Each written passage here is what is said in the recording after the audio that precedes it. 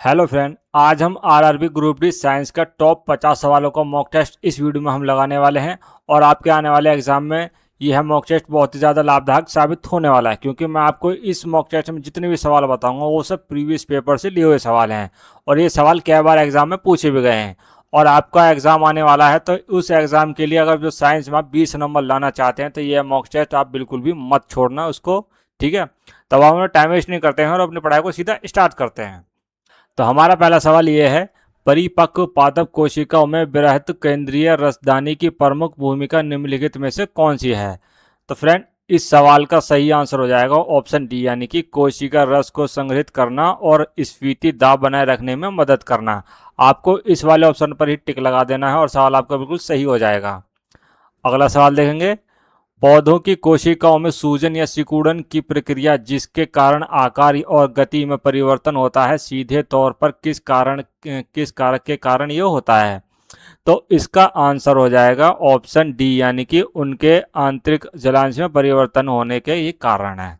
ठीक है, अगला सवाल देखेंगे, रॉबर्ट हुक ने किस चीज की खोज की थी? तो इसका आंसर हो जाएगा कोशिका, यानी कि ऑप्शन सी इसका बिल्कुल सही आंसर हो जाएगा।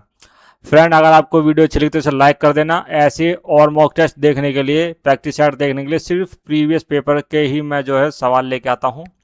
तो इस चैनल को सब्सक्राइब करके बेल आइकन को प्रेस जरूर कर लेना। अब चलो अब देखते हैं अपना अगला सवाल। निम्नलिखित में से कौन सा मैरिस्टेमेटिक कोशिकाओं का एक विशिष्ट लक्षण है? तो इस सवाल का सही आंसर हो जाएगा ऑप्शन बी, यानी कि घना कोशिका द्रव्य और राजधानी का अभाव होना। ठीक है, अगला सवाल है, निम्नलिखित में से कौन सा कोशिकीय अंग पुटिकाओं में उत्पादों का भंडारण, संशोधन और पैकेजिंग का कार्य करता है? तो इस सवाल का आंसर हो जाएगा ऑप्शन सी, यानी कि गोल्जी सम्मिरिस। अगला सवाल है, केंद्रक और कोशिका झिल्ली के बीच पाए जाने वाला जेली जैसा पदार्थ क्या कहलाता है? तो इसका आंसर हो जाएगा ऑप्शन सी, यानी कि साइटोप्लाज्मा वो कहलाया जाता है। अगला सवाल है, कोशिकीय जीवों में कोशिकाओं के आकार और आयाम में बहुत अधिक भिन्नता होती है जिससे जीव, ठीक है, ये डैश है आगे, इसका ऑप्शन इसमें रखना है तो इस सवाल पूरा हो जाएगा। तो इस सवाल का सही आंसर हो जाएगा ऑप्शन सी, यानी कि विभिन्न कोशिकाओं द्वारा भिन्न कार्य करने पर अधिक कुशल हो जाता है। अगला सवाल है, निम्नलिखित में से कौन सा विकल्प रूक्ष अंतःप्रद्रव्य जालिका को चिकने अंतःप्रद्रव्य जालिका से विभेदित करता है? तो इस सवाल का सही आंसर है वो हो जाएगा ऑप्शन बी, यानी कि रेर में राइबोसोम होते हैं। अगला सवाल है, कार्य के आधार पर प्लाज्मा झिल्ली प्रकृति में होती है? तो इस सवाल का सही आंसर हो जाएगा वर्णात्मक पारगम्य है, यानी कि ऑप्शन बी इसका बिल्कुल सही आंसर हो जाएगा। अगला सवाल देखेंगे। दोस्तों, वीडियो को आप लाइक ज़रूर कर देना। अगर आपको पूरे मॉक टेस्ट में कहीं भी कोई भी किसी भी सवाल को लेकर कोई भी डाउट हो तो आप बेझिझक होकर कमेंट करना, मैं उसका आपको रिप्लाई ज़रूर करूँगा। श्रम विभाजन निम्न में होता है? तो इसका सही आंसर हो जाएगा ऑप्शन डी, यानी कि एक कोशिकीय बहुकोशिकीय दोनों जीवों में श्रम विभाजन होता है। अगला सवाल है, स्पाइरोगायरा में प्रत्येक खंड एक पूर्ण जीव में विकसित हो जाता है, इसका संभावित कारण क्या हो सकता है? तो इस सवाल का सही आंसर हो जाएगा ऑप्शन सी, यानी कि प्रत्येक कोशिका स्वतंत्र वृद्धि करने में सक्षम होती है। अगला सवाल है, मानव शरीर की सबसे लंबी कोशिका कौन सी है? तो मानव शरीर की सबसे लंबी कोशिका होती है न्यूरॉन, यानी कि ऑप्शन सी इस सवाल का बिल्कुल सही आंसर हो जाएगा। अगला देखते हैं सवाल, रसधानियां मुख्य रूप से बड़े आकार में पाई जाती हैं?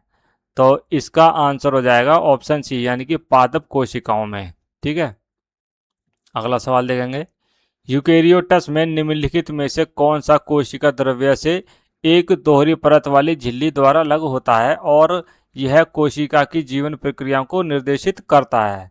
तो इस सवाल का सही आंसर है वो हो जाएगा ऑप्शन सी, यानी कि केंद्रक। अगला सवाल देखेंगे। अगला सवाल यह है कि अग्नाशय की आइलेट कोशिकाओं में निम्न कौन सी कोशिका प्रकार उस हार्मोन का स्राव करती है जो मुख्य रूप से रक्त शर्करा का स्तर बढ़ाता है? तो इसका आंसर हो जाएगा अल्फा कोशिकाएं, यानी कि ऑप्शन बी इसका सही आंसर हो जाएगा।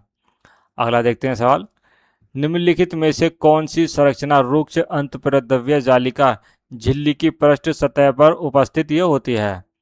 तो इसका सही आंसर हो जाएगा ऑप्शन ए, यानी कि राइबोसोम। अगला सवाल देखेंगे। अगला सवाल यह है कि निम्नलिखित में से कौन सा कोशिका अंग कोशिका की आकृति को बनाए रखने और संरचनात्मक सहायता प्रदान करने के लिए उत्तरदायी है। तो इस सवाल का सही आंसर हो जाएगा ऑप्शन बी यानी कि कोशिका पंजर। अगला देखेंगे सवाल। एंजाइम क्रिया के प्रेरित फिट मॉडल के अनुसार क्रियाधार बंधन, आगे कई डैश है, इसमें एक ऑप्शन इसको पूरा करेगा। तो इस सवाल का सही आंसर हो जाएगा ऑप्शन बी यानी कि एक समरूपण परिवर्तन को प्रेरित करता है जो उत्प्रेरण के लिए सक्रिय स्थल को अनुकूलित करता है। ठीक है। अगला सवाल है, कोशिकीय जीव विज्ञान के संदर्भ में निम्नलिखित में से कौन सा कथन इस्डियोपोडियो का सबसे अच्छा वर्णन करता है। तो इस सवाल का सही आंसर हो जाएगा ऑप्शन ए यानी कि कोशिका झिल्ली के अस्थायी उभार का उपयोग गति और पोषण के लिए ही किया जाता है। ठीक है। चलो अब देखते हैं हम अपना अगला सवाल। निम्नलिखित में से कौन सा कथन कोशिकाओं की आकृति और आकार में विविधता की सही व्याख्या करता है। तो इसका सही आंसर हो जाएगा ऑप्शन डी यानी कि कोशिकाओं की आकृति और आकार उनके द्वारा किए जाने वाले विशिष्ट कार्य से संबंधित होते हैं। अगला सवाल देखेंगे। कोशिकाओं के किस कोशिकांग में प्रकाश संश्लेषण होता है। तो इस सवाल का सही आंसर हो जाएगा क्लोरोप्लास्ट यानी कि ऑप्शन 20 का आंसर हो जाएगा। अगला देखते हैं। पादप कोशिकाओं में कोशिका भित्ति होती है क्योंकि, इसका सही आंसर हो जाएगा ऑप्शन ए क्योंकि वे विभिन्न बाह्य प्रभावों से पादप कोशिकाओं की रक्षा करती है। अगला सवाल देखेंगे। कौन सा कोशिकीय संरचना परिवहन के मार्ग और निर्माण सतह दोनों के रूप में कार्य करती है। तो इसका आंसर हो जाएगा ऑप्शन बी यानी कि अंतःप्रद्रव्य जालिका। चलो अब देखते हैं अगला सवाल। कोशिकाओं के संबंध में निम्नलिखित में से कौन सा कथन असत्य है। तो इसका सही आंसर हो जाएगा ऑप्शन बी यानी कि सभी कोशिकाएं समान आकार और आकृति की होती हैं। ये कथन जो है गलत हो जाएगा कोशिका के संबंध में। अगला देखते हैं सवाल। अगला सवाल यह है कि जब पादप तथा जंतु कोशिकाएं दोनों शुद्ध जल में रखा जाता है तो केवल जंतु कोशिका के प्रस्फोट होने का क्या कारण होता है। तो इसका सही आंसर हो जाएगा पादप कोशिकाओं की कोशिका भित्ति कठोर होती है, यानी कि ऑप्शन डी इसका बिल्कुल सही आंसर हो जाएगा। अगला सवाल देखेंगे। पादप कोशिका का कौन सा भाग उसे अक्षुण्ण रहने में सहायता करता है तथा अल्प पराशरीय वातावरण में प्रस्फोटन से बचाता है। तो इसका सही आंसर हो जाएगा ऑप्शन सी यानी कि सेल्यूलोज से बनी कोशिका भित्ति। ठीक है। चलो अब देखते हैं अगला सवाल। निम्नलिखित में से कौन सा कोशिकांग कोशिकीय प्रजनन में मदद करता है। तो इसका सही आंसर हो जाएगा ऑप्शन सी यानी कि नाभिक। अगला सवाल है। जंतु उत्तक पादप उत्तकों से अलग होते हैं क्योंकि जंतु उत्तक उत्तक होते हैं। तो इसका सही आंसर हो जाएगा ऑप्शन सी यानी कि अधिकांश जीवित और लचीले उत्तकीय होते हैं। अगला देखते हैं सवाल। प्लाज्मा झिल्ली के भीतर तरल पदार्थ सामग्री को क्या कहा जाता है जिसमें कई विशिष्ट कोशिकांग भी होते हैं। तो इसका सही आंसर हो जाएगा ऑप्शन डी यानी कि कोशिका द्रव्य। अगला सवाल है। कोशिका के प्रकार और आकृति के संबंध में निम्नलिखित में से कौन सा कथन गलत है। तो इस सवाल का सही आंसर है ऑप्शन सी यानी कि श्वेत रक्त कोशिका गोल और स्थिर रूपी होते हैं। ठीक है। ये कथन जो है बिल्कुल गलत हो जाएगा। अगला सवाल है। खुरदुरी अंतर्द्रव्य जालिका और चिकनी अंतर्द्रव्य जालिका के बीच मुख्य अंतर निम्नलिखित में से किसकी उपस्थिति के कारण होता है। तो इसका आंसर हो जाएगा ऑप्शन बी यानी कि राइबोसोम के कारण ये उपस्थित होता है। ठीक है। चलो अब देखते हैं अगला सवाल। पादप कोशिका रसधानी के अंदर उपस्थित तरल का नाम क्या है। तो इसका आंसर हो जाएगा कोशिका रस यानी कि ऑप्शन ए। अगला सवाल देखेंगे। गोल्जी उपकरण निम्नलिखित में से किस अंगक से संबंधित है। तो इसका आंसर हो जाएगा ऑप्शन बी यानी कि अंतर्द्रव्य जालिका से संबंधित होते हैं गोल्जी उपकरण। अगला देखते हैं। राइजोपस में बीजाणु किस संरचना में पाए जाते हैं। तो इसका सही आंसर हो जाएगा ऑप्शन डी यानी कि स्पोरेंजिया। ठीक है। अगला देखते हैं। निम्नलिखित में से कौन सा कार्य गोल्जी कॉम्प्लेक्स से संबंधित नहीं है।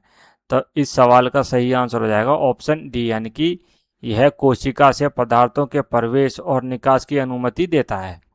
ये वाला जो कथन है ये बिल्कुल जो है गोल्जी कॉम्प्लेक्स से संबंधित नहीं होता है, बाकी तीनों ये संबंधित रखते हैं इससे। ठीक है, अगला सवाल देखते हैं हम अपना। सूक्ष्मदर्शी द्वारा अवलोकन की गई यूकेरियोटिक कोशिका में दिखाई देने वाले तीन मुख्य घटक कौन से हैं? तो इसका सही आंसर हो जाएगा ऑप्शन बी, तीन मुख्य घटक हो जाएंगे। पहला है प्लाज्मा झिल्ली, दूसरा केंद्रक और तीसरा है कोशिका द्रव्य है। तो इसका मतलब ये हो गया कि ऑप्शन बी इसका बिल्कुल सही आंसर है। अगला सवाल देखेंगे, कोशिका के केंद्रक की खोज किसने की थी? तो इसका आंसर हो जाएगा ऑप्शन डी, यानी कि रॉबर्ट ब्राउन ने जो है कोशिका के केंद्रक की खोज की थी। अगला देखेंगे सवाल, कोशिका के अंदर के सभी गतिविधियों और उसके पर्यावरण के साथ कोशिका की अंतर्क्रियाएं लगभग हर कोशिका में देखी जाने वाली तीन महत्वपूर्ण विशेषताओं के कारण संभव है। वे तीन विशेषताएं कौन सी हैं? तो इस सवाल का सही आंसर हो जाएगा ऑप्शन सी, पहला विशेषता है प्लाज्मा झिल्ली, दूसरा केंद्रक और तीसरा कोशिका द्रव्य है। चलो अब देखते हैं हम अपना अगला सवाल। अगला सवाल यह है कि विभज्योतक उत्तक की कोशिकाएं बहुत सक्रिय होती हैं, लेकिन उनमें क्या कमी होती है? तो उनमें कमी ये होती है कि वो रसधानियाँ होती हैं, यानी कि ऑप्शन सी इसका बिल्कुल सही आंसर हो जाएगा, उनमें रसधानियाँ की कमी होती है। अगला देखेंगे, निम्नलिखित में से कौन सा मस्कुलोस्केलेटस सतह से जुड़ा हुआ है? तो इस सवाल का सही आंसर हो जाएगा राइबोसोम, यानी कि ऑप्शन डी इसका सही आंसर हो जाएगा। अगला देखेंगे, निम्नलिखित में से क्या जंतु कोशिकाओं में उपस्थित नहीं होते हैं?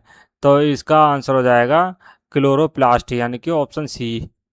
अगला देखेंगे, जीवन की सबसे छोटी इकाई क्या है जो स्वतंत्र रूप से अस्तित्व में रहने के लिए सक्षम है? तो इसका आंसर हो जाएगा कोशिका, यानी कि ऑप्शन सी इसका सही आंसर हो जाएगा। चलो अब देखते हैं अगला सवाल। पादप कोशिकाओं की कोशिका भित्ति किससे बनी होती हैं? ठीक है, तो इसका आंसर हो जाएगा सेल्यूलोज से वो बनी होती हैं, यानी कि ऑप्शन ए इसका सही आंसर हो जाएगा। अगला सवाल यह है कि मनुष्य जैसे बहुकोशिकीय जीवों में पाचन में होती हैं, तो इसका सही आंसर हो जाएगा ऑप्शन सी, यानी कि विशिष्ट पाचक अंग। ठीक है, चलो अब देखते हैं हम अपना अगला सवाल। तो सवाल यह है कि आंत्र श्लेष्मक उपकला में कौन सी कोशिका बलगम का स्त्राव करती है? ठीक है, तो इस सवाल का आंसर हो जाएगा ऑप्शन बी, यानी कि गोलवेट कोशिकाएं। ठीक, चलो अब देखते हैं अगला सवाल। निम्नलिखित में से कौन सा पौधों में मादा जनन कोशिका है? तो इस आंसर हो जाएगा ऑप्शन डी, सॉरी बी, यानी कि अंड कोशिका। ये जो है मादा जनन कोशिका होती है पौधों में। चलो अब देखते हैं अगला सवाल। विभज्योतकों में के संबंध में निम्नलिखित में से कौन सा कथन गलत है? तो इसका आंसर हो जाएगा राजधानियों की उपस्थिति। ये कथन जो है बिल्कुल गलत हो जाएगा, ऑप्शन सी इसका सही आंसर हो जाएगा इस सवाल का। अगला सवाल देखेंगे, पत्तियों में किस कोशिका अंग में प्रकाश संश्लेषण के लिए आवश्यक पर्णहरित होता है? तो इसका आंसर हो जाएगा हरित लवक, यानी कि ऑप्शन बी इसका सही आंसर हो जाएगा। अगला सवाल है, निम्नलिखित में से कौन सा कोशिका अंग स्टार्च, तेल और प्रोटीन कणिकाओं का भंडारण करता है? तो ये करता है कोशिका अंग अवर्ण लवक, यानी कि ऑप्शन बी इसका सही आंसर हो जाएगा। अगला सवाल है, किस कोशिकांग को कोशिका की आत्मघाती थैली कहा जाता है? तो इसका आंसर हो जाएगा लाइसोसोम, यानी कि ऑप्शन डी इसका बिल्कुल सही आंसर हो जाएगा। तो दोस्तों ये था हमारे 50 सवालों का मॉक टेस्ट, जो कि आपके आने वाले एग्जाम के लिए बहुत ही ज़्यादा ज़रूरी है। ठीक है, अगर आप अपने साइंस में 20 नंबर लाना चाहते हैं तो इस मॉक टेस्ट को बिल्कुल अच्छी तरह से पढ़ के जाना, अच्छी तरह से लगा कर जाना। अगर आप किसी भी एग्ज़ाम की तैयारी कर रहे हो और जो है आप जो सभी एग्ज़ाम के मॉक टेस्ट चाहते हैं वो भी प्रीवियस पेपर के, तो इस चैनल को सब्सक्राइब करके बेल आइकन को प्रेस ज़रूर कर लेना। अब मैं आपको मिलता हूँ अगली नेक्स्ट वीडियो में, तब तक के लिए जय हिंद, जय भारत।